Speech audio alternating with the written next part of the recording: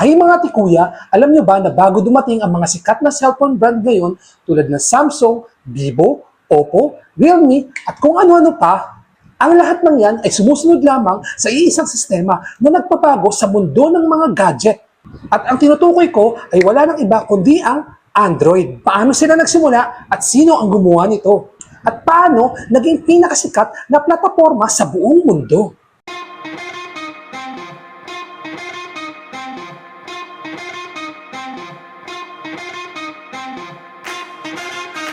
Nagsimula ang lahat sa isang maliit na kumpanya na tinatawag na Android Incorporated o Android Inc. noong taong 2003. Ang nagtatag nito ay si Andy Rubin, kasama sina Rich Miner, Nick Sears at Chris White. Ang orihinal na plano nila, gumawa ng matalinong sistema para sa mga kamera. Pero, mas napagtanto nila na mas malaki ang pangangailangan para sa mga cellphone. Kaya, ibinaling nila ang lahat ng paggawa para sa open source na operating system. Ibig sabihin, malaya itong magagamit at mababago ng kahit na sinong kumpanya. Noong 2005, nakita ng Google ang potensyal nito. Kaya, binili nila ang Android Incorporated. At pinamunuan pa rin ito ni Andy Rubin. Dito na din nagsimula ang tunay na paghubog nito para sa lahat. At matapos ang halos 3 taong paghahanda, noong September 23, 2008, opisyal nang inilabas ang unang Android phone sa buong mundo. At ito ang brand na HTC Dream o kilala rin bilang T-Mobile G1. Ito ang unang gumamit ng Android 1.0.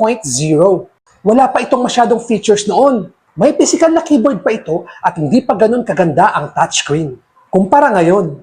Pero naiiba ito. Bukas ito para sa lahat. Sa panahon ding iyon, hawak pa ng mga ibang kumpanya ang sistema ng kani-kanilang mga cellphone brands. Pero dahil libre at malakas ang Android, mabilis na sumama ang mga higanting kumpanya tulad ng Samsung, LG at Motorola.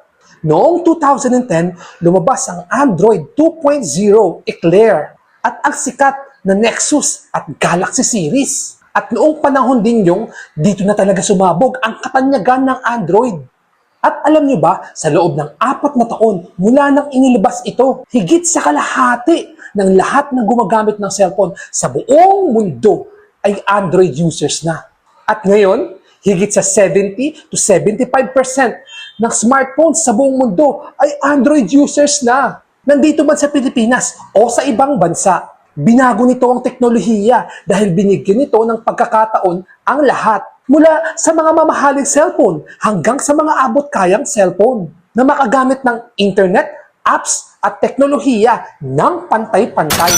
Kayo ba mga ate kuya, ano bang pinakaunang Android phone ang nagamit nyo? Ikwento nyo naman sa comment section sa baba. O paano, hanggang dito na lang. Oops, teka, huwag nyo munang kalimutang mag-like, share, and subscribe para updated pa din kayo sa mga susunod nating kwento. Ako nga pala si Kuya Jams at laging tatandaan ang tunay na yaman ay kaalaman at karunungan. Hanggang sa muli, paalam!